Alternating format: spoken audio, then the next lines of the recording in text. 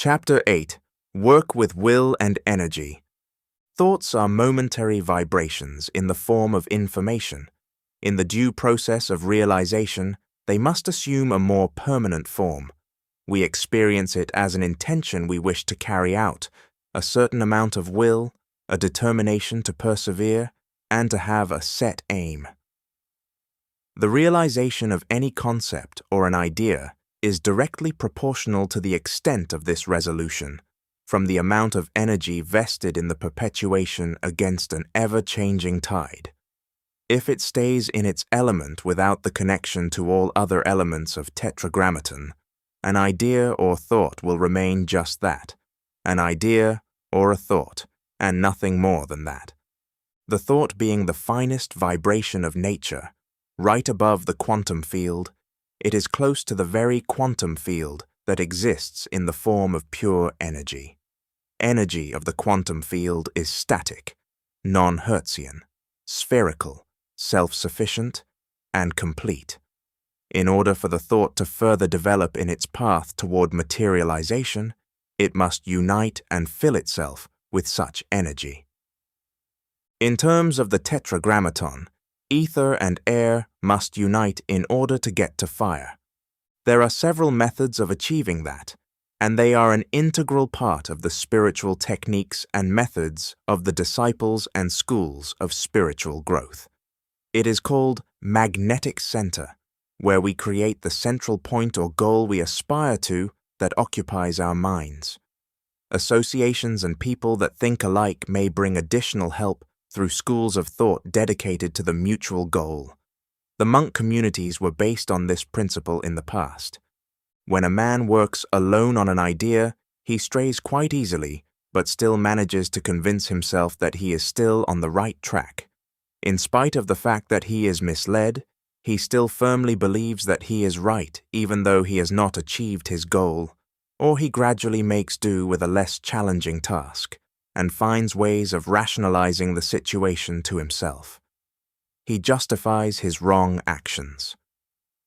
Man needs assistance, or other people going in the same direction, to keep his focus so as not to wander off the road. These helpers may introduce corrections in the individual's self-belief system. If such a commune is unavailable, certain rituals can be of help. That is what prayers were for, which were always said at the exact same time. As time goes by, rituals tend to turn into an item unto themselves. Prayer was aided by certain objects, religious reading, things symbolizing the purpose, or rosaries that helped focus the mind. Certain ritual clothing or a detail such as an accessory may be useful. For example, certain caps, such as turbans, constantly tie our attention to Sahasrara, the seventh chakra, or the thought focused on God.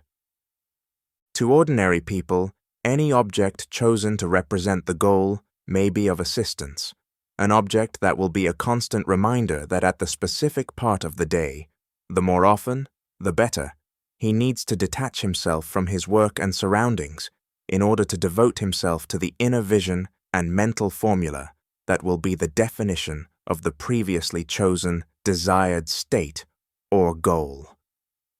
This formula should be repeated for 2 minutes minimum. By doing so, we discipline our behavior, and our behavior is nothing but the way in which we choose to spend our energy. If we spend our energy on the things that are not related to our goals, our energy will never lead us to our goals. The old proverbs give us this wisdom that we cannot sit on 2 chairs at the same time or serve 2 masters simultaneously. We will never achieve anything we want if we are doing something else during that time.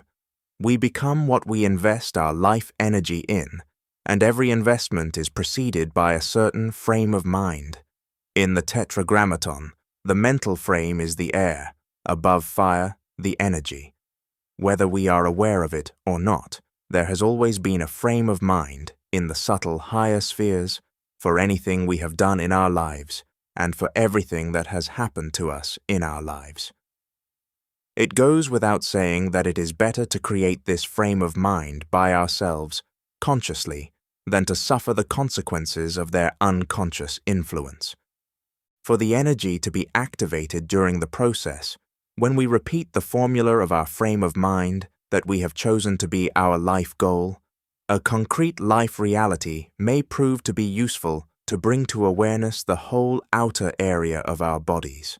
We should stand still, although it can be done while sitting, to join our palms together or just fingers, and to become aware of the whole area of our body, so that by breathing in through the nose, we visualize white energy rising from the base of the spine and up the back, going upward to the back of the head until it reaches the top of the head.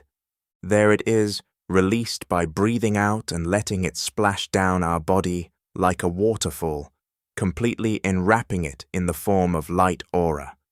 Then, with a new breath moving up in the new round, she filled our thought patterns, which repeat.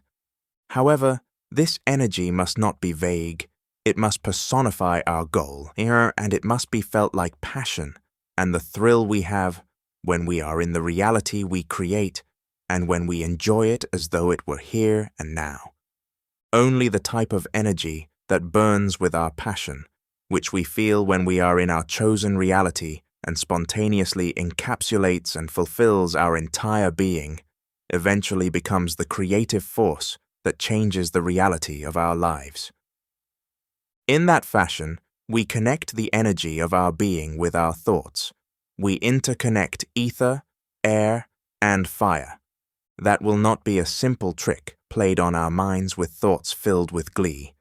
The goal we strive toward will be achieved, but only on the level of the air and fire, on the level of mental patterns and the energy of our being.